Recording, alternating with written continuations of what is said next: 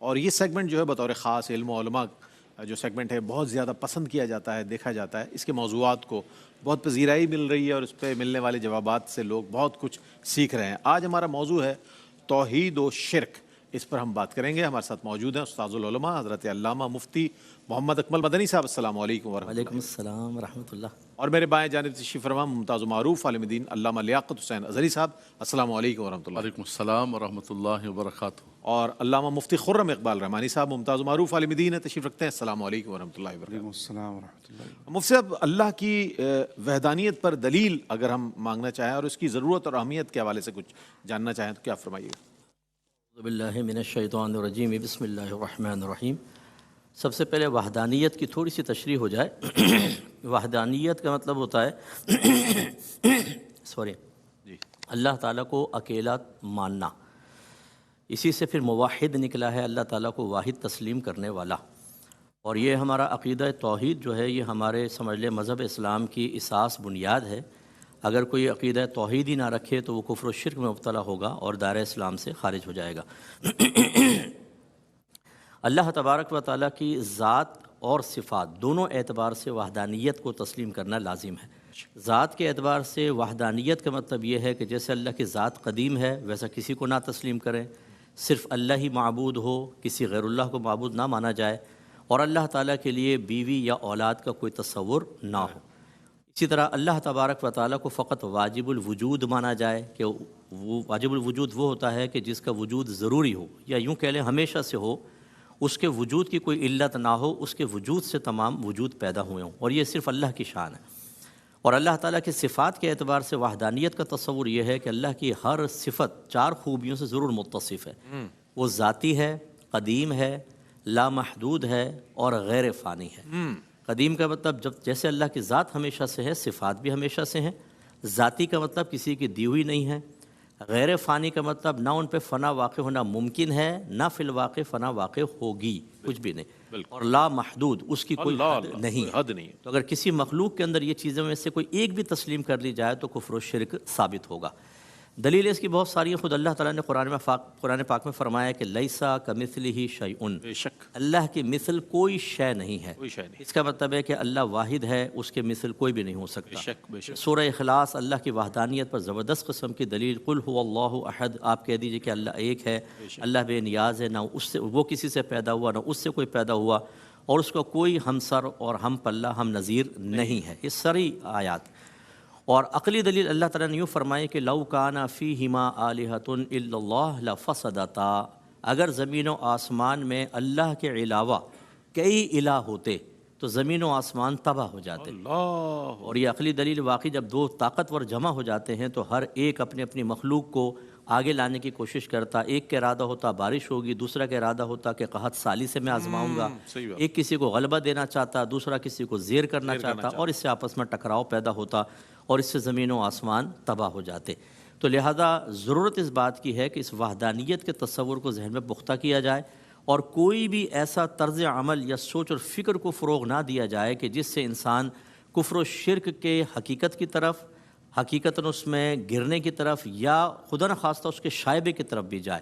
یہ علماء کی ذمہ داری ہے، اور اسی لیے اس طرح کے موضوعات کا انتخاب کیا جاتا ہے. اور اس کی ضرورت اور اہمیت بس یہ ہے کہ اگر ہم اس وحدانیت کا اقرار نہ کریں، اس کو نہ مانیں، تو شرک میں مبتلا ہو جائیں گے. اور اللہ تبارک و تعالیٰ نے قرآن میں واضح فرما دیا کہ وہ مشرک کو نہیں بخشے گا. اگر کوئی حالت شرک میں مر گیا تو اس کی بخشش نہیں ہے، اور یہ ہمیشہ ہمیشہ جہنم میں جائے گا. اس لیے اللہ کی وحدانیت کا اقرار، اس کا بار بار تکرار، ذہن میں اس کی تحفیظ، اور پھر اس کے عقیدے کو اپنے بچوں کے ذہن میں راسخ کرنا، یہ انتہائی ضروری ہے. کیا کہنا ہے. بہت اچھے انداز میں دلائل پیش کیے، اور مفتی صاحب نے بڑے عقلی دلائل، اور وہ دلائل کہ جو قرآن بھی ہمیں دے رہا ہے. اگر ہم پڑھیں قرآن تو اس میں عقیدہ توحید کے حوالے سے دلائل مل جاتے ہیں. اب ہم یہ جاننا چاہیں گے کہ توحید کیا ہے اور عقیدہ توحید کے تقاضے کیا ہیں. علامہ لیاقت حسین اظہری صاحب اس حوالے سے کچھ روشنی ڈالیں گے. جی بسم اللہ الرحمن الرحیم. دیکھیے، عقیدہ توحید یہ دین اسلام کی بنیاد ہے، اور اسی پر سارا سٹرکچر ہے اور اس پر ساری اساس ہے. جتنے بھی انبیاء کرام تشریف لائے ان کی سب سے پہلے دعوت یہی ہوتی تھی کہ ان اعبدوا اللہ واتقوا، اللہ تبارک و تعالیٰ کی عبادت کرو. وَإِلَٰهُكُمْ إِلَٰهٌ وَاحِدٌ، وہ خدائے الہ ہے اور الہ واحد ہے، اس کا کوئی بھی شریک نہیں ہے. اور فرمایا کہ اس کے تقاضے سب سے پہلے یہ ہے کہ انسان اپنے تمام اعمال کے اندر بھی کسی قسم کی ریا کو شامل نہ کرے. بالکل بالکل. ایک شرک ہے اس کا قبلہ مفتی صاحب نے تعریف فرمائی کہ اللہ تبارک و تعالیٰ کی کسی بھی اعتبار سے ذات میں صفات میں کسی کو مثل بنانا، یہ تو بالکل شرک ایسی ہے کہ ان اللہ لا یغفر ان یشرک بہ ویغفر ما دون ذلک. اور ایک ہے شرک خفی. تو توحید کا تقاضا یہ ہے کہ آپ اپنے ایمان کو، اپنی توحید کو اتنا خالص کریں کہ اس کے اندر ریا بھی نہ ہو. وما امروا الا لیعبدوا اللہ مخلصین لہ الدین. فرمایا کہ حکم دیا گیا ہے کہ تم خالص ہو کر اللہ تبارک و تعالیٰ کی عبادت کرو. اس انداز سے اللہ کی عبادت کرو کہ قل ان صلاتی و نسکی و محیایا و مماتی للہ رب العالمین لا شریک لہ وبذالک امرت وانا اول المسلمین. اللہ. میری نماز، میری قربانی، میرا مرنا، میرا جینا، میری ہر چیز اس خدا وحدہ لا شریک. کیا کہنا ہے، سبحان اس کا کوئی شریک نہیں ہے، کسی بھی اعتبار سے کوئی شریک نہیں ہے. اور فرمایا کہ میں اسی کے لیے سب کچھ کرتا ہوں. دوسرا ہے اللہ تبارک و تعالیٰ کی ذات پر توکل اور بھروسہ کرنا. دیکھیں یہ دنیا عالم اسباب ہے. رب تبارک و تعالیٰ نے یہی فرمایا کہ وَأَلَّيْسَ لِلْإِنسَانِ إِلَّا مَا سَعَى. انسان کو وہی ملتا ہے کہ جس کی وہ سعی کرتا ہے، کوشش کرتا ہے، اسٹرگل کرتا ہے، محنت کرتا ہے. رب تبارک و تعالیٰ نے یہ نظام کائنات یہ ساری اسباب پر رکھی ہوئی ہے. لیکن فرمایا کہ اس کے اوپر ما فوق الاسباب ایک ذات ہے جو مسبب الاسباب ہے. کبھی کبھی ایسا ہوتا ہے کہ انسان سارے اسباب کو جمع بھی کر لیتا ہے لیکن پھر بھی نتیجہ نہیں نکلتا ہے. تو فرمایا جہاں جا کر تمہارے ارادے، تمہارا سب کچھ ٹوٹ جاتا ہے تو سمجھ لو کہ وہ خدا وحدہ لا شریک کی ذات ہے. تو انسان اللہ تبارک و تعالیٰ کی ذات پر اپنے تمام معاملات کے اندر توکل کرے. ابھی ہم چند دن پہلے جنت کا بیان کر رہے تھے اور اس کے اندر حدیث پاک کے اندر آیا کہ 70,000 افراد بغیر حساب کتاب کے جنت جائیں گے. ان کی پہلی صفت یہی بیان کی حدیث پاک کے اندر کہ وہ اللہ تبارک و تعالیٰ پر ایمان رکھتے ہیں اور ایمان کے ساتھ ساتھ اللہ کی ذات پر ان کا توکل کامل ہے. بے شک بے شک. اذا عزمت فتوکل علی اللہ. سبحان اللہ. فرمایا جب کسی چیز کا عزم کر لو تو پھر اس کے معاملات کو، انجام کو اللہ تبارک و تعالیٰ کی ذات پر چھوڑ دو. تو کسی بھی اعتبار سے دیکھیں، عبادات کے اعتبار سے دیکھیں، معاملات کے اعتبار سے دیکھیں، انسان کو اللہ کی ذات پر بھروسہ ہونا چاہیے. اس کی عبادات خالصتاً اللہ تبارک و تعالیٰ کے لیے ہوں، اس کے ہر چیز خالص ہو، اور اس کے بعد یہ ہو کہ وہ اللہ تبارک و تعالیٰ کی ذات پر بھروسہ کرے، اعتماد کرے. توحید کی برکتیں پائے گا وہ، توحید کا نور پائے گا وہ. اللہ اکبر اللہ اکبر. ہمارے اساتذہ کرام قبلہ مفتی صاحب کے بھی، ہمارے بھی حضرت علامہ فقیہ ملت علامہ عبدالحکیم شرف قادری صاحب رحمۃ اللہ علیہ، ہم جامعہ نظامیہ میں پڑھتے تھے. عصر کے بعد ان کے پاس بیٹھتے تھے تو بچپن سے آپ یقین کریں، بچپن سے ایک طالب علم ہوتا ہے نا، ہمارے عقیدوں کے اندر، ہمارے اس کے اندر توحید کو مضبوط کرتے تھے.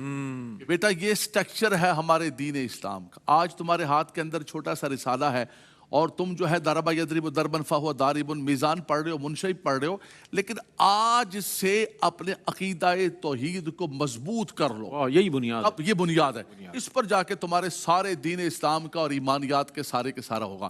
تو آپ علم پڑھیں یا کوئی بھی کام کریں، سب سے پہلے عقیدہ توحید اللہ کی ذات پر ہونا چاہیے. ہر نبی نے یہی دعوت دی. اگر وہ رب تبارک و تعالیٰ کو خدا وحدہ لا شریک مان لیتے، اس نبی پر ایمان لے کر آ جاتے. یہ دو بنیاد ہے، بے شک. ایمان باللہ اور ایمان بالرسالت. فرمایا کہ رب تبارک و تعالیٰ باقی انسان کی غلطیاں ہیں، گناہ ہیں، رب تبارک و تعالیٰ ان کو معاف فرما دیتا. یہ بنیادی توحید کے تقاضے. کیا کہنا ہے، سبحان اللہ. بندہ مومن کے لیے ایمان کی جو بنیاد ہے وہ توحید ہے، باری تعالیٰ ہے. اور اسی کے حوالے سے تمام انبیاء علیہ السلام کو مبعوث فرمایا گیا اسی دعوت کے لیے کہ لوگوں کو خدا وحدہ لا شریک کا پیغام دیا جائے اور اس کی طرف لایا جائے. اب ہم شرک کے حوالے سے اور اس کی مذمت کے حوالے سے، شرک کسے کہتے ہیں مفتی صاحب یہ فرمائیے گا، اور قرآن و حدیث میں جو اس کی مذمت آئی ہے کس الفاظ میں آئی ہے، میں چاہتا ہوں روشن ڈالیے. بسم اللہ الرحمن الرحیم والصلاة والسلام علی رسولہ الکریم، اما بعد. رئیس بھائی، بنیادی طور پر شرک جو ہے وہ توحید کی ضد ہے، یا توحید کی ضد شرک ہے. تو جتنا کچھ توحید کے ضمن میں بیان ہوا اسی کا جو ضد ہے وہ شرک کے ضمن میں آتا ہے. شرک کا لفظی معنی تو ہے وہ برابر ٹھہرانا، کسی کو ساجھیداری بنا لینا، کسی کو کسی کام میں شریک کر لینا. اور اصطلاحاً اللہ سبحانہ و تعالیٰ کی ذات و صفات میں کسی کو شریک ٹھہرانا یہ شرک کہلاتا ہے. جس طرح قبلہ مفتی صاحب نے ذات کا بھی بیان فرمایا، صفات کا بھی بیان فرمایا. صرف اسی کو اگر ہم کنیکٹ کر لیں تو اللہ سبحانہ و تعالیٰ کی ذات، جس طرح اللہ سبحانہ و تعالیٰ واجب الوجود ہے، کسی اور مخلوق کو اللہ کی طرح واجب الوجود ماننا شرک فی ذات ہو جائے گا. اسی طرح اللہ سبحانہ و تعالیٰ کی جس طرح عبادت کی جاتی ہے، اللہ سبحانہ و تعالیٰ کی بجائے کسی مخلوق کی اسی طرح عبادت کرنا یہ شرک فی العبادہ ہو جائے گا۔ اللہ سبحانہ و تعالیٰ کے لیے کسی اولاد کا تصور یا عقیدہ رکھنا یہ بھی شرک فی الذات کے اندر شمار ہوتا ہے۔ اور شرک فی صفات میں اللہ سبحانہ و تعالیٰ کی جو صفات ہیں، یعنی اللہ سبحانہ و تعالیٰ سمیع ہے، بصیر ہے، حی ہے، پیدا کرتا ہے، کلام فرماتا ہے، اللہ سبحانہ و تعالیٰ کی صفات بھی قرآن مجید فرقان حمید سے ثابت ہیں۔ تو اللہ سبحانہ و تعالیٰ کی جو صفات ہیں، جسے مسلم نے ارشاد فرمایا کہ 4 اس کے اندر صفات ہوتی ہیں کہ وہ اللہ سبحانہ و تعالیٰ کی ذاتی ہیں، لامحدود ہیں، وہ قدیم ہیں، کبھی وہ ختم ہونے والی نہیں ہیں۔ ایسی ہی صفات اگر کسی مخلوق میں مان لی جائے تو وہ شرک فی صفات ہے۔ لیکن اللہ سبحانہ و تعالیٰ نے جو اپنی مخلوق کو صفات عطا فرمائیں، جسے قرآن میں ارشاد فرمایا کہ فَجَعَلْنَاهُ سَمِيعًا بَصِيرًا، اللہ نے انسان کو بھی دیکھنے والا اور سننے والا بنایا ہے، اور اللہ سبحانہ و تعالیٰ خود سمیع اور بصیر بھی ہے۔ تو اللہ کی مخلوق میں جو صفات ہم مانتے ہیں سمیع اور بصیر ہونے کی، یہ اللہ کی عطا سے مانتے ہیں کہ اس انسان کو سمیع اور بصیر بنایا اللہ نے۔ پھر انسان سننے اور دیکھنے کے لیے محتاج ہے آلے کا، آنکھ ہے تو دیکھ سکتا ہے، کان ہے تو سن سکتا ہے، پھر دیکھنے سننے کی صلاحیت بھی محدود ہے۔ تو اگر مخلوقات میں کوئی ایسی صفات نظر آ رہی ہیں کہ بظاہر اللہ سبحانہ و تعالیٰ کی صفات بھی ہیں اور مخلوق کے اندر بھی صفت نظر آ رہی ہے، تو یہ کسی بھی طرح شرک کی صفات اس لیے نہیں ہے کہ اللہ سبحانہ و تعالیٰ کی صفات جس طرح قدیم ہے، مخلوق کی صفات اس طرح قدیم نہیں ہے، بلکہ یہ حادث ہیں، اللہ نے عطا کی ہے اور ان پہ فنا بھی ہے۔ جیسے آنکھیں خراب ہو جاتی ہیں، کسی کی سماعت خراب ہو جاتی ہے، اسی طرح انسان پیدا ہوتا ہے تو انسان مر بھی جاتا ہے۔ تو یہ شرک فی الذات اور شرک فی الصفات۔ اللہ سبحانہ و تعالیٰ نے قرآن مجید فرقان حمید میں شرک کی جو مذمت بیان فرمائی ہے، اس میں سب سے پہلی بات تو یہ ہے کہ اللہ سبحانہ و تعالیٰ نے اپنی رحمت کا بیان فرمایا، گناہوں کی مغفرت کا بیان فرمایا، لیکن ایک گناہ ایسا ہے جس کے لیے اللہ پاک نے فرمایا کہ اس کو معاف نہیں کیا جائے گا، اور وہ ہے شرک۔ فرمایا ان اللہ لا یغفر ان یشرک بہ ویغفر ما دون ذلک لمن یشاء، اللہ سبحانہ و تعالیٰ شرک کو معاف نہیں فرمائے گا، اس کے علاوہ دیگر گناہوں کو معاف فرمائے عظیم بھی قرار دیا گیا سر۔ سورہ لقمان میں اللہ سبحانہ و تعالیٰ نے سیدنا لقمان علیہ السلام نے جو اپنے بیٹے کو نصیحت کی، اس کا جب بیان فرمایا تو یہ فرمایا کہ ان الشرک لظلم عظیم، شرک جو ہے وہ سب سے بڑا ظلم ہے، یعنی اللہ سبحانہ و تعالیٰ کے سوا کوئی معبود ہونے کے لائق ہے ہی نہیں، اللہ کے علاوہ اگر کسی کو معبود بنا تو یہ سب سے بڑا ظلم ہے۔ پھر قرآن مجید میں اللہ پاک نے بھی ارشاد فرمایا کہ انہ من یشرک باللہ فقد حرم اللہ علیہ الجنہ ومأواہ النار، کہ جو اللہ سبحانہ و تعالیٰ کے ساتھ شرک کرے گا نا اس کے لیے جنت حرام ہے اور اس کا ٹھکانہ جہنم ہے۔ شرک جو ہے وہ اعمال کو برباد کر دیتا ہے۔ فرمایا کہ لئن اشرکت لیحبطن عملک، اگر اے حبیب صلی اللہ علیہ وسلم آپ بھی معاذ اللہ، یعنی تو لوگوں کی تنبیہ کے لیے ہے کہ اگر آپ بھی شرک کریں گے تو آپ کے بھی اعمال ضائع ہو جائیں گے، یعنی جب نبیوں کو اللہ پاک تنبیہ فرما رہا تو پھر مخلوق کے لیے کتنی سخت تنبیہ ہے کہ تم کتنے ہی اچھے کام کر لو، کتنی ہی عبادات کر لو، خلق خدا کے فائدے کے کام کر لو، سوشل ویلفیئر کے کام کر لو، لیکن اگر توحید پر عقیدہ نہیں ہے تمہارا، اللہ کی ذات کے ساتھ یہ صفات میں شرک کرتے ہو، تو یہ نیک کام، یہ اچھے اعمال تمہارے کسی کام آنے والے نہیں ہیں۔ حضور جان دو عالم صلی اللہ علیہ وسلم نے اپنی احادیث مبارکہ میں شرک کی مذمت کو بیان فرمایا۔ حضرت جابر کی روایت ہے کہ ایک شخص حضور کے پاس آیا کہ یا رسول اللہ مل موجبتان، یا رسول اللہ وہ 2 چیزیں کیا ہیں جو واجب کرنے والی ہیں؟ پیارے آقا صلی اللہ علیہ وسلم نے فرمایا کہ جو شرک نہ کرے اور اس حالت میں انتقال کر جائے اس کے لیے جنت واجب ہے، جس کا انتقال معاذ اللہ شرک کی حالت میں ہو، شرک کرتے مرے، اس پر جہنم واجب ہے۔ پیارے آقا صلی اللہ علیہ وسلم نے ارشاد فرمایا کہ تم جانتے ہو کہ اللہ کا بندوں پر کیا حق ہے اور بندوں کا اللہ پر کیا حق ہے؟ کہا یا رسول اللہ آپ ارشاد فرمائیے۔ سرکار نے فرمایا بندوں پر یہ حق ہے کہ وہ اللہ سبحانہ و تعالیٰ کی عبادت کریں، وَلَا تُشْرِكُوا بِهِ شَيْئًا، اس کے ساتھ کسی کو شریک نہ کریں، اور اللہ سبحانہ و تعالیٰ کا کرم ہے اس کے بندوں پر کہ جو شرک نہیں کریں گے اللہ سبحانہ و تعالیٰ ان کے گناہوں کو معاف فرما کر داخل جنت فرمائے گا۔ پھر حضور نے یہ بھی ارشاد فرمایا کہ تمہیں پتہ ہے کہ اللہ کی بارگاہ میں سب سے بڑا گناہ کیا ہے؟ سب سے بڑا گناہ یا رسول اللہ ارشاد فرمائی کا سب سے بڑا گناہ یہ ہے کہ اللہ کے ساتھ کسی کو شریک ٹھہرایا جائے۔ تو قرآن و سنت کے اندر شرک کی مذمت بیان کی گئی، شرک سے بچنے کی تاکید کی گئی، اور جیسے ہم بارہا سنے کہ انبیاء کی جو بنیادی دعوت ہے وہ یہی ہے کہ شرک سے بچا کر توحید کی طرف لے کر آیا جائے۔ کیا بات ہے، کیا ویسے تو سارے ہی گناہ جو ہے مذموم ہے اور ان کی مذمت آئی ہے، لیکن شرک ایک ایسا کام ہے کہ جس کے لیے سخت ترین ممانعت آئی ہے، مذمت آئی ہے، وہ قرآن ہو یا حدیث ہو۔ کاش کہ اس حوالے سے اویئرنیس ہو جائے تو ہم بہت سی چیزوں سے بچ سکتے ہیں انشاءاللہ۔ ایک وقفہ ہے، وقفے کے بعد جب حاضر ہوں گے تو مزید سوالات کو شامل کریں گے تاکہ اس موضوع پر کما حق ہو پیغام پہنچ جائے ہمارے ناظرین تک کہ یہ توحید و شرک جو ہے یہ کس انداز کا موضوع ہے، اس حوالے سے کتنی آگہی ضروری ہے۔ حاضر ہوتے ہیں وقفے کے بعد، ہمارے ساتھ رہیے گا۔ جی ناظرین، آپ کا خیر مقدم ہے۔ توحید و شرک کے حوالے سے بات ہو رہی ہے، دلائل پیش کیے گئے، اس کی تعریف اور اس کے بعد اس کے جو تقاضے ہیں یعنی عقیدہ توحید کے، اس پر بات ہوئی ہے، اور پھر شرک مضموم ہے از روح قرآن و حدیث، اس کے لیے کیا کیا حوالے ہیں وہ بھی پیش کیے گئے۔ اور اب ہم قبلہ مفتی محمد اکمل مدنی صاحب کی جانب بڑھیں گے اور ایک بہت ہی اہم سوال، معترضین جو اعتراضات کرتے ہیں اس کے حوالے سے بہت سے سوالات کے جوابات انشاءاللہ مفتی صاحب کے اس جواب سے مل جائیں گے۔ مفتی صاحب یہ فرمائیے گا، کیا فی زمانہ نظریات و معمولات اہل سنت میں تصور شرک موجود ہے؟ میں چاہتا ہوں اس پر کچھ کلام فرمائیے گا۔ جی نہیں، بالکل موجود نہیں ہے۔ زبردستی ٹھونسا جائے تو ایک الگ بات ہے، اور ایسا ہرگز نہیں ہے۔ مثال کے طور پہ نبی کریم صلی اللہ علیہ وسلم کا نام اقدس سن کر بعض عقیدت میں انگوٹھے چومتے ہیں، اور یہ ایک تعظیمی فعل ہے، تو بعض لوگ کہتے ہیں کہ یہ شرک فی تعظیم ہو جائے گا کہ تعظیم تو اللہ کی ہونی چاہیے، نبی کریم کی تعظیم کیوں ہوئی؟ بالکل۔ تو اگر مطلقاً تعظیم کو وجہ شرک قرار دیا جائے تو پھر تو ماں باپ کی تعظیم بھی شرک ہوگی، کعبۃ اللہ کی بھی ہوگی، استاد کی بھی ہوگی، نبی کی تعظیم بھی ہوگی، تو شرک و قرآن کی تعظیم بھی شرک ہوگی۔ اس کا مطلب اس کو زمین پہ پھینک دیا جائے تاکہ تعظیم کے خلاف تحقیر کا معاملہ ہو تو بالکل ہی تعظیم ختم ہو جائے، کوئی بھی اس کو نہیں مانے گا، تو ایسا ہرگز نہیں ہے۔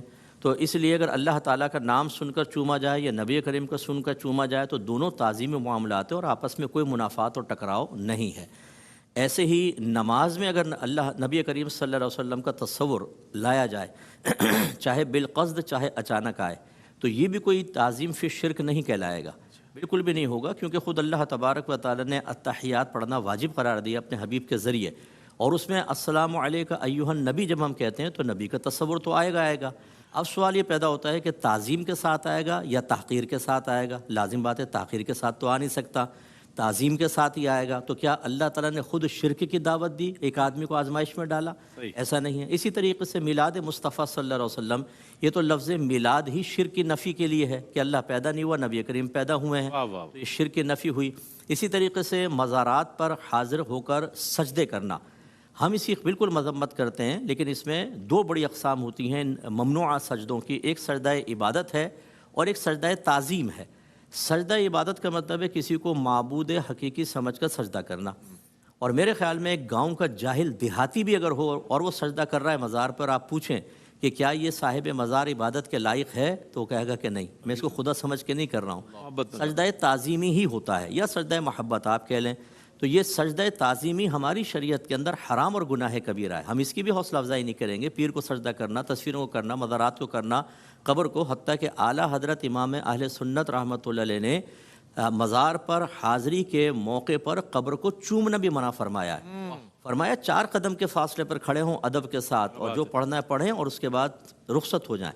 تو یہ اس میں کون سا شرک ہو گیا ہے بتائیے؟ ہاں اگر فرض کر لیں کوئی کہتا ہے کہ میں لوگوں کی نیتوں پر مطلع ہو جاتا ہوں اور دیکھ لیتا ہوں کہ ہر ایک سجدہ عبادت کر رہا ہے اس لیے میں شرک کا فتویٰ دے رہا ہوں، تو پھر ہم سوال کریں گے کہ جس چیز کو آپ نے نبی کریم صلی اللہ علیہ وسلم کے لیے ماننے کے سلسلے میں شرک قرار دیا تھا، اگر نبی کے لیے علم غیب مان لیا تو آپ مشرک ہو جائیں گے، اس کا دعویٰ تو آپ خود کر رہے ہیں۔ اب پہلے اپنے ایمان کا ثبوت دے دیجیے آپ کہ آپ کو کیسے پتہ چلا کہ کون کس نیت کے ساتھ کر رہا ہے۔ کعبۃ اللہ کے سامنے لوگ جھکے ہوتے ہیں، آپ دیکھیں جب مطاف میں نماز پڑھ رہے ہوتے ہیں، اگر ایک غیر مسلم یہ دعویٰ کر دے کہ تم سب کافر و مشرک ہو ہماری طرح، ہم بتوں کے سامنے جھکتے ہیں وہ بھی پتھر، اور تم اس عمارت کے سامنے جھکتے ہو یہ بھی پتھر، بتائیں شرک کی نفی کیسے کریں گے؟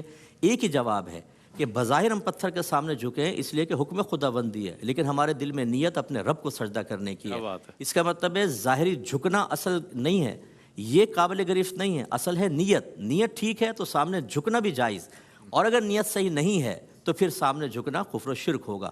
اب اس کا جواب تو وہ دے گا جو کفر و شرک کے فتوے لگا رہا ہے کہ ایک مسلمان پر بغیر کسی تحقیق کے کفر و شرک کا فتویٰ لگانا، آپ کو اس کی اتھارٹی کس نے دی ہے؟ جبکہ آپ کے نبی کریم صلی اللہ علیہ وسلم نے ارشاد فرمایا جو کسی مسلمان کو کافر کہے اور وہ کفر کا اہل نہ ہو تو کفر کہنے والے کی طرف لوٹ آئے گا۔ میرے آقا نعمت امام علیہ سنت نے ایک مقام پر اس کو حدیث کو ظاہر پر رکھا ہے کہ ایسا ہی ہوگا، اگر آپ مسلمان کو کافر کہتے ہیں تو اصل میں آپ یہ کہتے ہیں کہ تیرے عقیدے کفریاں ہیں۔ مسلمان کو کافر کہنے کا مطلب یہ ہوا، اور اس کے عقیدے کفریہ نہیں ہیں، اسلامیہ ہیں، تو اس کا مطلب ہے آپ نے کہا اسلامی عقیدہ کفر ہے، اور اسلامی عقیدے کو کفر کہنا خود کفر ہے، اس لیے کفر آپ کی طرف لوٹ کر آئے گا۔ اب آپ اپنے ایمان کی فکر کر لیں۔ اسی طرح صاحب مزار سے استمداد کرنا، ہم اس میں محتاط لفظ یہی بیان کرتے ہیں، اگر آپ جائیں السلام علیکم کہیں، اگر آپ کو کوئی ان کے ذریعے حاجت طلب کرنی ہے اللہ تعالیٰ کی بارگاہ سے، تو یوں ریکویسٹ کریں کہ حضور آپ اللہ کی بارگاہ میں دعا فرما دیں کہ اللہ تعالیٰ میرا مسئلہ حل کر دے، اور وہ انشاءاللہ بزرگ سنتے بھی ہیں۔ نبی کریم صلی اللہ علیہ وسلم جب قبرستان جاتے تھے تو السلام علیکم یا اہل القبور فرماتے تھے، اور سرکار نے حضرت عمر سے فرمایا تھا بدر کے مقام پر، جب آپ نے کہا کہ یا رسول اللہ کیا یہ سنتے ہیں کفار، جب سرکار نے خطاب فرمایا آپ نے فرمایا تم ان سے زیادہ سننے والے نہیں ہو، اور ایک روایت میں فرمایا جب تم مردے کو سلام کرتے ہو اس کا جواب دیتا ہے لیکن تمہیں اس کا شعور حاصل نہیں ہے، سلام بھی دعا جواب بھی دعا، حدیث سے پتہ چلا مردے سنتے بھی ہیں۔ تو اگر صاحب مزار سے ریکویسٹ کی کہ حضور دعا فرما دیں اللہ تعالیٰ میرا مسئلہ حل کر دے، تو یہ بالکل صحیح، اس میں کون سا شرک کا تصور آ گیا بتائیے۔ اسی طریقے سے معمولات اہل سنت، آپ نیاز کو دیکھ لیں، نیاز کے اندر کھانا صرف اللہ کے لیے بنایا جائے گا، اللہ ہی ثواب دے گا، اللہ ہی مغفرت فرمائے گا، اللہ کا ہی قرب مقصود ہے، صرف ہماری نیت یہ ہوتی ہے کہ اس کا ثواب فلاں کو پہنچ جائے۔ اگر اس آیت کو بنیاد بنا کے وما اہل بہ لغیر اللہ، کہ جس پر غیر اللہ کا نام لیا جائے تو وہ بھی حرام ہو جاتا ہے، اس کو خیر شرک تو نہیں کہتے لیکن کہتے ہیں حرام ہو گئی نیاز، کیونکہ آپ نے کہا غوث پاک کی نیاز، یہ خواجہ صاحب کی نیاز، جب اس پہ آپ نے غیر اللہ کا نام لے لیا شرک، تو ہم یہ بدعت، ہم کہتے ہیں کہ نہیں، مطلقاً غیر اللہ کا نام لینے سے نہیں ہوگا۔ اس آیت کا مفہوم یہ تھا کہ کفار بوقت ذبح جانوروں پر اپنے بتوں کا نام ذکر کر کے ذبح کرتے تھے، لات کے نام پر، عزا کے نام پر۔ اللہ نے یہ فرمایا کہ ان ذبیحہ کو کھانا بھی ناجائز ہے یا حرام ہے جن پر بوقت ذبح غیر اللہ کا نام لیا جائے، اور اگر آپ ضد پر رہیں کہ نہیں ہم تو مطلقاً یہ کہیں گے جس کھانے پر غیر اللہ کا نام لیا جائے تو وہ شرک ہے، تو میں پوچھوں گا ولیمہ خدا کا نام ہے؟ شادی کا کھانا خدا کا نام ہے؟ سالگرہ کا کھانا خدا کا نام ہے؟ ختم قرآن کا کھانا خدا کا نام ہے؟ نہیں۔ آپ کو کہیے ولیمے کا کھانا یہ حرام، شادی کا کھانا حرام، جس پر نام لیں گے وہ حرام ہو جائے گا۔ اچھا زوجہ کے بارے میں کیا کہیں گے؟ یہ کس کی زوجہ ہے؟ غیر اللہ کا نام لیا تو وہ تو گئی، اب کس کا نام لیں گے؟ معاذ اللہ یہ کہیں گے۔ یعنی خدا کا خوف کرنا چاہیے کہ خواہ مخواہ یہ اتنا الزام اتنا بڑا۔ اچھا پھر بس آخری ایک بس بات کروں گا، شرک فی التعظیم اور شرک فی المحبہ، اس کا کوئی ثبوت نہیں ہے۔ کہتے ہیں جی اتنی تعظیم نہ کرو کہ جیسے اللہ کی تعظیم، میں کہتا ہوں مقدار تعظیم بتائیں ذرا۔ جب آپ آئیں گے، جب آپ اس کی فزیکلی شکل پر آئیں گے تو شرک فی ذات یا شرک فی صفات میں چلا جائے گا، شرک فی تعظیم اور کچھ نہیں۔ اگر ہوتا تو صدیق اکبر نماز پڑھاتے ہوئے عین حالت نماز میں اللہ کی بارگاہ میں کھڑے ہوتے ہوئے نبی کی تعظیم اختیار کر کے پیچھے ہٹ کے سرکار کو آگے نہ کھڑے ہونے دیتے، یہ تھی بڑی بڑی تعظیم کہ پورا فزیکلی طور پہ پیچھے ہو کے عبادت میں حالت نماز کے اندر یہ شرک نہیں ہوا، تو بتائیے پھر اور کیا شرک ہوگا؟ اس لیے خدا را یہ شرک کی جو توپیں ہیں نا اس کو نہ چلائیں۔ اور میں اس دور کی ایک بڑی بدعت آپ کو بتا دوں، سب سے بڑی بدعت، مسلمانوں پہ کفر، شرک، مشرک اور بدعتی کا الزام لگانا، یہ سب سے بڑی بدعت ہے، نہ سرکار نے لگائی نہ صحابہ اچھا فتویٰ دیا آپ نے، اس کا حکم دیا کبھی، کیا خوبصورت فتویٰ دیا ہے۔ اگر مفتی صاحب آپ اجازت دیں طالب علمانہ طور پر اسی ضمن میں یہ جو اعتراضات اہل سنہ پہ ہوتے ہیں، یا رسول اللہ مدد، یا علی مدد، یا غوث پاک، یا غریب نواز کہا جاتا ہے، مجھے اس پر بھی کچھ روشنی ڈال دیں تاکہ پورا موضوع مکمل ہو جائے۔ اچھا انتہائی دائرہ ادب میں رہ کر میں یہ گزارش کروں گا کہ افراط و تفرید دونوں جانب سے ہی ہے، بڑی معذرت کے ساتھ۔ ہمارے ہاں وحدانیت کا بیان نہیں ہوتا اللہ تعالیٰ کا۔ اچھا ہم نے بعض نے قسم کھائی ہوئی ہے کہ اللہ سے تو مانگنے نہیں ہے، جب کہنا ہے یا رسول اللہ مدد ہی کہنا ہے یا علی مدد کہنا ہے، تو اب وہ سٹیکر چھپ گئے، صرف یا اللہ مدد، کسی نے لکھ دیا صرف یا رسول اللہ مدد، یہ غلط طریقہ ہے۔ اصل فاعل حقیقی میرے رب کی ذات ہے، ہم اسی سے مدد طلب کرتے ہیں، اسی سے مدد طلب کرنا افضل اولا ہے، وہی غیر محتاج ہے، ساری کائنات کے خزانے اسی کے دست قدرت میں ہیں، اس کی عطا، اس کے حکم، اس کے اذن کے بغیر کوئی ایک تنکا بھی اٹھا کر نہیں دے سکتا۔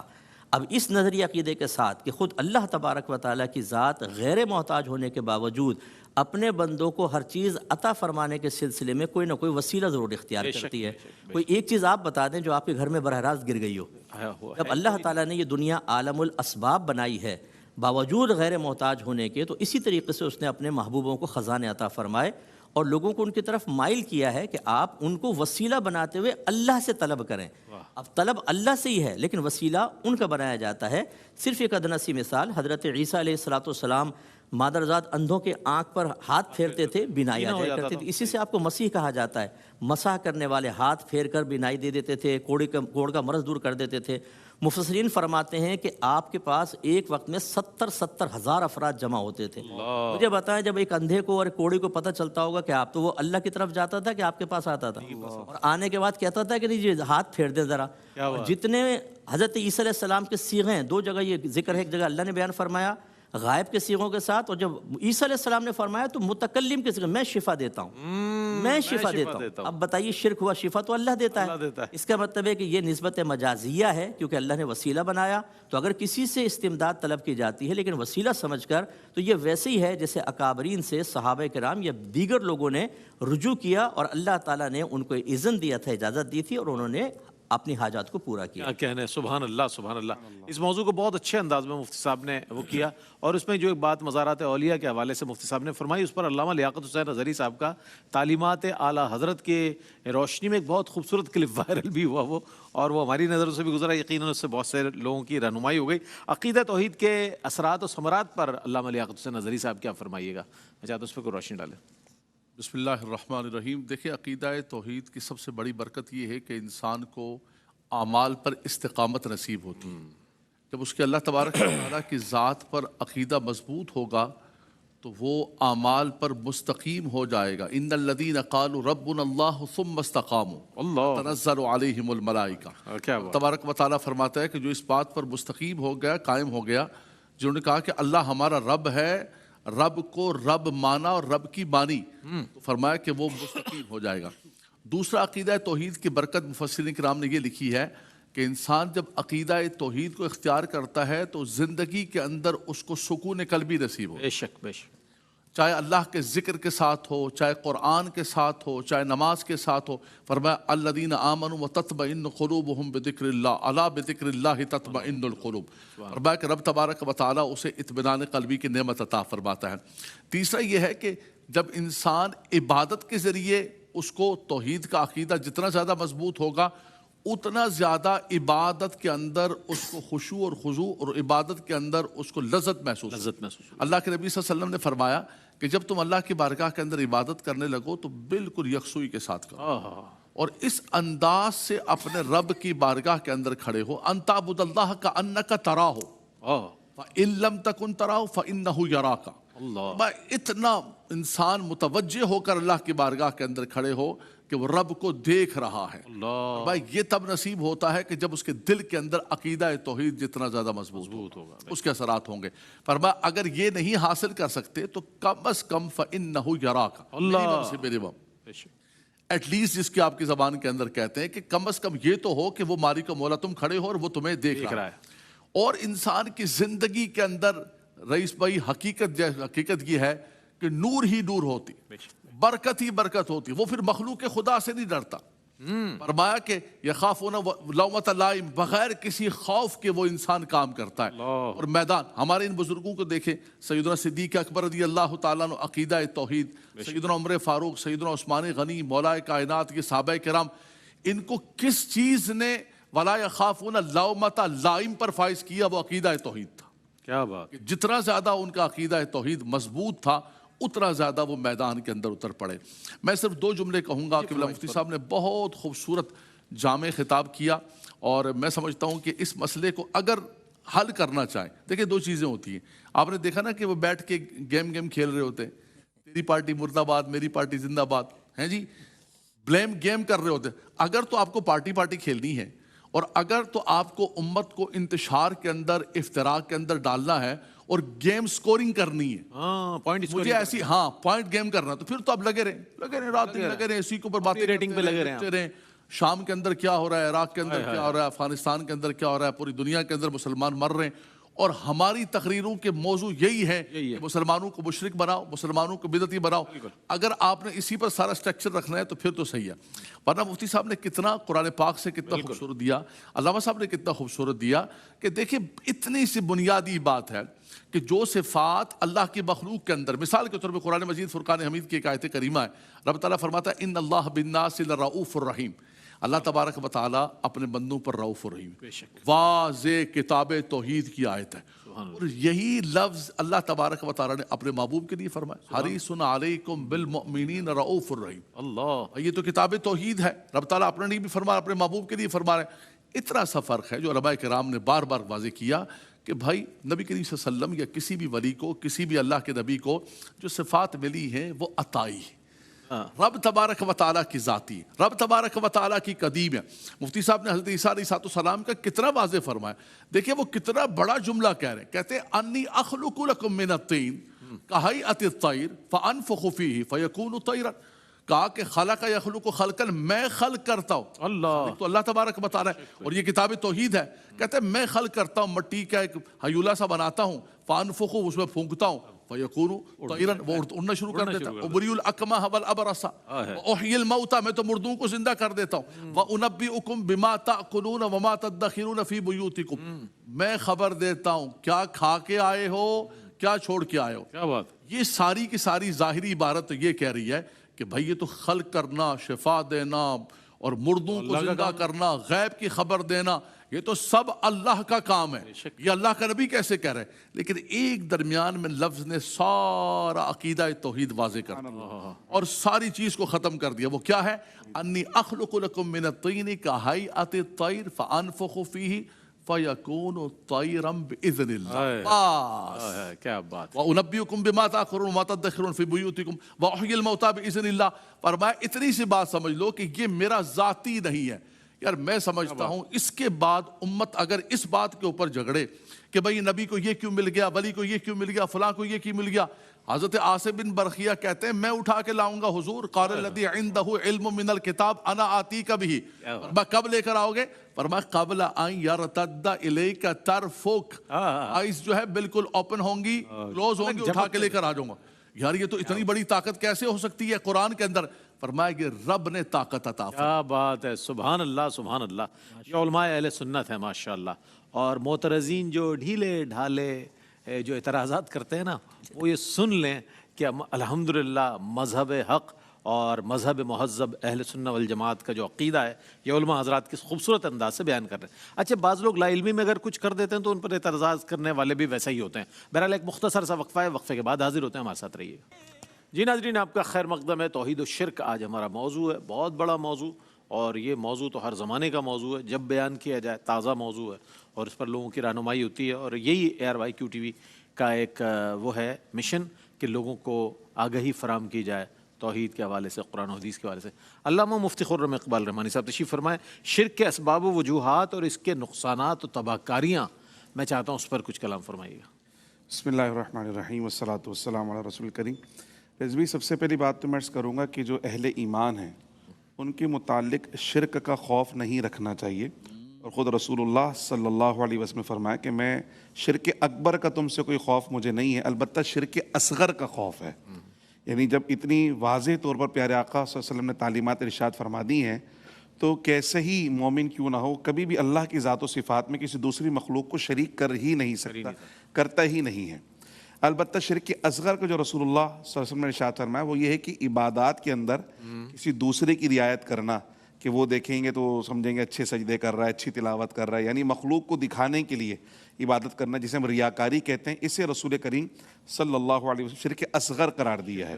تو فرمایا اس کا مجھے تم پر خوف ہے کہ تم ان عبادات یا نیکیوں کے معاملے میں ریاکاری کے اندر پڑ سکتے ہو، لیکن شرک اکبر پیارے آقا صلی اللہ علیہ وسلم نے اس سے فرمایا کہ میری امت سے مجھے اس کا خوف نہیں ہے۔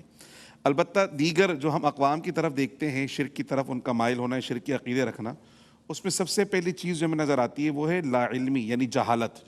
یعنی ان کے پاس یا تو دین کی تعلیم پہنچی نہیں، ہدایت کی باتیں پہنچی نہیں ہیں، قرآن کا نور پہنچا نہیں، مصلح پہنچے نہیں، اصلاح کرنے والے پہنچے نہیں۔ دوسرا آتا ہے اپنے آباء و اجداد کی اندھی تقلید، یعنی چونکہ ان کے پاس نہیں پہنچے، آباء و اجداد کے پاس بھی نہیں پہنچے تھے۔ اسی طرح گزشتہ مشرکین کا قرآن نے بیان فرمایا کہ وہ کہتے تھے انا وجدنا آباءنا، ان سے پوچھا تم شرک کیوں کرتے ہو، اتنے بتوں کے سامنے سجدہ ریزی کیوں کرتے ہو؟ کہتے ہیں ہمیں نہیں پتا، بس ہم اپنے باپ دادوں کو دیکھا تھا وہ کرتے چلے آ رہے تھے، تو ہمارے باپ دادا کر رہے تھے اس لیے ہم بھی کرتے چلے آ رہے ہیں۔ پھر اس میں ایک جو بڑا سب سے بڑا جو عنصر ہے وہ ہے شیطان کی وسوسہ انگیزی، کہ شیطان جو ہے وہ لوگوں کو شرک کی طرف لے کر جاتا ہے اور اللہ سبحانہ و تعالیٰ سے دور کرنے کی کوشش کرتا ہے۔ جو شرک کے اندر مبتلا ہو جاتا ہے وہ اللہ سبحانہ و تعالیٰ سے دور ہو جاتا ہے۔ پھر اس کے اندر ایک چیز نظر آتی ہے تواہم پرستی، کہ جب کسی مصیبت میں ہے، پریشانی میں ہے، تو مومن تو اللہ سبحانہ و تعالیٰ کی بارگاہ میں التجا کرتا ہے، دعا کرتا ہے کہ اللہ پاک میری اس مشکل کو دور فرما دے، اور اس کا عقیدہ ہے کہ یمسسک اللہ بدر فلا کاشف لہ इल्ला हु इन युरिदका बिखैरिन फला राद्दा लिफदलिही, कि अगर कोई तकलीफ कोई परेशानी है तो अल्लाह के सिवा को दूर करने वाला नहीं है, और अगर कोई अल्लाह ताला किसी फजल से नवाजना चाहे तो अल्लाह के फजल को लौटाने वाला भी कोई नहीं है। लेकिन जब ईमान कमज़ोर हो या अकीदा कमज़ोर हो और वो दुआएं कर रहे हैं और कहीं से वो नज़र नहीं आ रहे, उसके असबाब नज़र नहीं आ रहे, अल्लाह सुब्हानहू व तआला ने उस आजमाइश को तवील फरमा दी है, तो लोग दीगर जानी मुतवज्जह होना शुरू हो जाते हैं। यहाँ वो अकीदे की कमज़ोरी ज़ाहिर होना शुरू होती है, शैतानी वसवसे ज़ाहिर होना शुरू हो जाते हैं, नफ्स की शरारतें ज़ाहिर होना शुरू हो जाती हैं, और फिर माअद अल्लाह जो है वो लोग जादूगरों की तरफ चले जाते हैं कि भाई हमारा ये मसला, इस मसले का हल निकालना है, तो जादूगरों से रब्ते करना शुरू कर दिए और जो काहिन है उनसे रब्ता करना शुरू कर दिए, और वो सारे के सारे शिरकी अफ़आल के अंदर मुब्तला होते हैं, उनकी तरफ जाते हैं। तो ये तवाहुम परस्ती भी एक बहुत बड़ा सबब है शिर्क की तरफ जाने का और ईमान से दूर होने का और कुफ्र की तरफ राग़िब होने का। जहाँ तक ताल्लुक़ इसकी तबाहकारियों की, तो तबाहकारियों में सबसे पहली तबाहकारी तो ये है कि दुनिया भी बर्बाद और आखिरत भी बर्बाद है। कुरान मजीद फ़ुरक़ान हमीद में अल्लाह सुब्हानहू व तआला ने वाज़ेह इरशाद फरमाया, जैसे हमने गुज़श्ता सेगमेंट में भी अर्ज़ किया था कि अल्लाह पाक सारे गुनाहों को माफ़ फरमाता है, लेकिन फरमाया शिर्क को कभी माफ़ नहीं फरमाएगा। इसी तरह शिर्क जो है वो आमाल की बर्बादी का, यानी जितने भी अच्छे काम कर ले बंदा, लेकिन अगर ईमान नहीं है या तौहीद पर उसका ईमान नहीं है तो उसकी कोई नेकी, कोई भलाई और कोई भी आमाल सालिहा या अल्लाह की मखलूक को भला पहुँचाना उसके काम नहीं आ पाएगा। फिर इसके साथ दुनिया के अंदर इसके नुकसानात में ये है कि इंसान जब दुनिया में ज़िंदगी गुजारता है तो उसको कोई लाइन ऑफ एक्शन चाहिए कि मैं किस तरह से ज़िंदगी गुजारूँ और मेरे नज़्म ज़ब्त क्या होगा, डिसिप्लिन क्या होगा। जो तौहीद का मानने वाला उसके पास एक डिसिप्लिन है, उसे पता है कि अल्लाह वाहिद वो मेरा माबूद है, मैंने सिर्फ उसकी इबादत करनी है और सिर्फ उसको राज़ी करना है, उसके अलावा किसी को राज़ी नहीं करना। लेकिन जो शिर्क की तरफ है वो परेशान हो जाता है कि मैं किस किस को राज़ी करूँ, यानी अगर बारिश करनी है तो किसी और खुदा को राज़ी करना पड़ेगा, औलाद चाहिए तो किसी और खुदा को राज़ी करना पड़ेगा, ज़िंदगी की खुशहाली चाहिए तो किसी और खुदा को मनाना पड़ेगा, और आखिरत की खुशहाली चाहिए तो किसी और खुदा को मनाना पड़ेगा। तो वो इंतहाई ज़हनी इंतशार का शिकार हो जाता है कि मैं क्या क्या करूँ, किस किस को मनाऊँ। फिर इसी तरह बात आती है ज़िंदगी में अमल करने की, कि मैं जब फ़ैसला करना चाहता हूँ तो फ़ैसला करने के लिए भी मुझे कोई ना कोई एक फ़ैसल चाहिए होता है, एक मुमताज़ फैसला करने वाला चाहिए होता है जो मेरी ज़िंदगी के फैसलों को आसान कर दे। अगर शिर्क की तरफ जाएंगे तो बंदा फैसला करने में परेशान हो जाता है कि इसकी मानूं, इसकी मानूं, इसकी मानूं। लेकिन जब तौहीद का मानने वाला हो तो उसे पता है कि अल्लाह सुब्हानहू व तआला ने कुरान के अंदर मेरे लिए फैसला अता फरमा दिया है, रसूलुल्लाह ने सुन्नत में फैसला अता फरमा दिया है, तो मैं कुरान और सुन्नत को अपने ऊपर लाजिम कर लूँगा तो ज़िंदगी की तमाम परेशानी और मुसीबतों से बच जाऊँगा। फिर इसी तरह जो शिर्क है वो आखिरत के अंदर नुकसान पहुँचाने वाला ऐसे भी है कि कोई अच्छी सोहबत, यानी नबियों की सोहबत इख्तियार की उनकी अज़वाज ने, सैयदना नूह अलैहिस्सलाम का जिक्र है कुरान के अंदर, हज़रत लूत अलैहिस्सलाम का जिक्र है कुरान के अंदर, लेकिन उनकी जो अज़वाज थी वो उनके दीन पर ना हुई तो ये सोहबत भी उन्हें किसी काम नहीं आई, वो आखिरत में अल्लाह के अज़ाब में गिरफ्तार होने वाली है। तो ये जो शिर्क है ये हर तरह से नुकसान पहुँचाने वाला है, दुनिया के अंदर भी और आखिरत के अंदर भी, अल्लाह सुब्हानहू व तआला के अज़ाब का मुस्तहिक ठहराने वाला है, इससे बचना चाहिए। शिर्क के नुकसानात और इसकी तबाहकारियों के हवाले से बड़े मुफस्सल अंदाज में मुफ्ती साहब ने गुफ्तगू फरमाई। अब मैं ये जानना चाहूँगा ख़ुद को एक मजबूत तौहीद परस्त कैसे बनाया जाए, चूँकि क़िबला मुफ्ती साहब ने जब दलाइल पेश किए तौहीद पर तो सूरह इखलास का जिक्र, खालिस तौहीद का जिक्र फरमाया, उसको हवाला बनाया। मैं चाहता हूँ इस पर कुछ रोशनी डालिए मुफ्ती साहब, कैसे बनाया जाए ख़ुद को। जी देखें, पूरे आलम में अल्लाह तबारक व तआला ने अपनी कुदरत अज़ीमा के कई मज़ाहिर ज़ाहिर फरमाए, इन्हें ज़ुहूर के मकामात हैं, उन पर हम गौर व तफक्कुर करें। अच्छा, तो इससे फिर अंदाज़ा होता है कि एक ज़ात है जिसने हमें पैदा किया और वो सब कंट्रोल भी कर रही है, और एक ही ज़ात है। बेशक, क्योंकि अगर दो होते तो वही फ़ैसलों का इख्तिलाफ होता और ख़राबी पैदा हो जाती है। और इसके लिए मैं अक्सर अर्ज़ करता हूँ कि ज़्यादा दूर जाने की ज़रूरत नहीं है। हमारे बुजुर्गान दीन ने फरमाया कि मन आरफ़ा नफ्सा आरफ़ा रब्बा, जिसने अपने आप को पहचान लिया उसने अपने रब को पहचान लिया। तो अपनी मारिफत हासिल करने की कोशिश करें, अपने बारे में गौर करें। मिसाल के तौर पर हम खाना खा लेते हैं, अब इफ्तार के अंदर ही आप देख लें, उसूल ये होता है जब हम खाते हैं तो मैदे में एसिड पैदा होता है, और वो बड़ा एक्यूरेट होता है कि जैसे आप ग़िज़ा खाएँगे, सकील है तो ज़्यादा एसिड पैदा होगा, नरम है तो कम होगा। अब हम जब इफ्तार के लिए बैठते हैं तो हम तो हर किस्म का आइटम उतार लेते हैं, पकौड़े भी जा रहे हैं, फुलाना जा रहा है, फुलाना। अब वो मैदा भी सोचता होगा कौन सा एसिड आए और ये हज़म करे। अच्छा, हमने खा पी के छोड़ दिया, अब वो हज़म कैसे हो रहा है बताएं। अल्लाह ताला ने एक डिफ़ॉल्ट प्रोग्राम अंदर रखा हुआ, एक ज़ात है जो पूरा उस खाने को हज़म करती है। और मैं बड़े को तो चले छोड़ दे, मैं छोटे पे आता हूँ। जो माँ दूध फीड कराती है, उसी एक दूध से बच्चे के नाखून भी बढ़ रहे हैं, آنکھ بھی بڑھ رہی ہے، گردہ، پھیپڑے، گوشت، چربی، گردے، اس کے پیر، اس کی ہڈیاں، پورا وجود یعنی کہ پورا وجود ایک ماں کے دودھ سے. اللہ اندازہ کریں کہ اللہ تعالیٰ کیسا قادر مطلق ہے. سبحان اللہ. اسی طریقے سے جو غذائی نظام ہے، حضرت سفیان ثوری رحمۃ اللہ علیہ فرمایا کرتے تھے کہ لوگوں تم یہ سمجھتے ہو کہ تم رزق کو تلاش کر رہے ہو، حالانکہ خدا کی قسم رزق تمہیں تلاش کرتا ہوا تم تک آتا ہے. کیا کہنا ہے. جب ہم بریانی کھائیں تو غور کریں کہ اس میں چاول ہے، پیاز ہے، ٹماٹر ہے، گرم مسالہ ہے، مرغی ہے یا گائے ہے، لہسن ہے، ادرک ہے. کہاں تھی یہ؟ کسی کھیت میں، کوئی کسی کھیت میں، کوئی کسی جگہ پر. وہاں سے آئیں منڈی کے اندر، منڈی سے پھر گاڑیاں لے کے دکانوں پہ ہمارے گھر والوں نے خریدا، پھر چولہے پر آیا، پھر وہ پکا، پھر پلیٹ میں اترا، پھر ہمارے سامنے پہنچا. دیکھیں کہاں سے چلتا ہوا. اور ہر چیز ایک ٹائم پر اللہ نے لکھا ہوا تھا کہ یہ جو اس میں ہے اتنی مختلف جگہوں میں سے، لیکن ایسے ایک اور ٹائم پر کہ چاہے ایکسیڈنٹ ہو کچھ ہو، پہنچے گا ایک ہی ٹائم پر پہنچ گیا. واہ واہ واہ. اسی طریقے سے ناخن نکلتا رہتا ہے، کبھی کاٹ کے دیکھیں کہاں سے نکل رہا ہے. ہر ہفتے کاٹ لیتے ہیں، پھر نکلتا ہے ہر نکل ہفتے. آتا. ہاں لیکن دیکھیں صحیح بات. سر کے اب گنجے ہو جائیں ٹکلے، اور پھر یہ ایک ٹک ماریے گا، دیکھیے کہ بال کہاں سے اگ رہے ہیں نہیں پتہ چلے گا، لیکن بال نکلتے چلے جا رہے ہیں. تو اپنے جسم کا اگر ہم نظام ہی دیکھ لیں نا، اچھا دانت دیکھیں چھوٹے بچے کے، ہمارے بالکل مسوڑے ہوتے ہیں، پھر دانت نکل آتے ہیں. کہاں سے نکل آتے ہیں، کیسے بنتا؟ اور ایسا میٹیریل کہ اس جیسا دانت سائنس نہیں بنا سکتی، نہیں بنا سکتی. آرٹیفیشل دانت علیحدہ ہی ہوتا ہے. یہ جو اللہ نے بنایا ہے نا، یہ اتنا پرفیکٹ ہے کہ کچھ انتہا نہیں. بس ان پر جب غور کریں تو معلوم ہوگا کہ ایک ذات ہے جس کا علم ان تمام چیزوں کے پیچھے اور قدرت کار فرما ہے.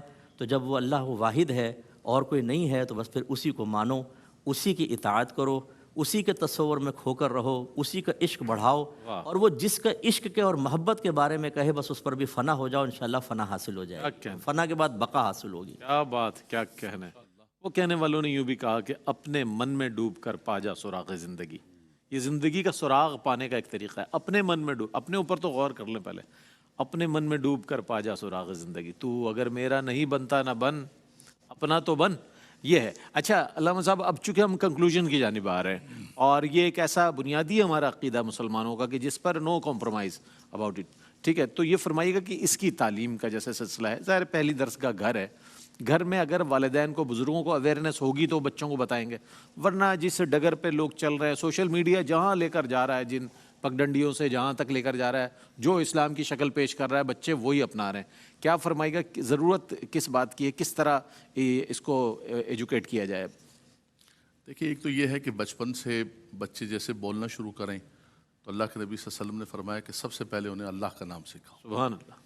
اس خدائے وحدہ لا شریک جس نے عدم سے وجود عطا فرمایا، زندگی عطا فرمائی، اس زندگی کی ساری رہنائیاں، یہ زمین و آسمان کا سارا سسٹم جو چلا رہا ہے، ان فی خلق السماوات والارض واختلاف اللیل والنہار آیات لأولی الالباب، ان کو دیکھ کر رب تبارک و تعالیٰ کہ یاد آتی ہے کہ کوئی تو ہے جو نظام ہستی چلا رہا ہے، وہی خدا ہے.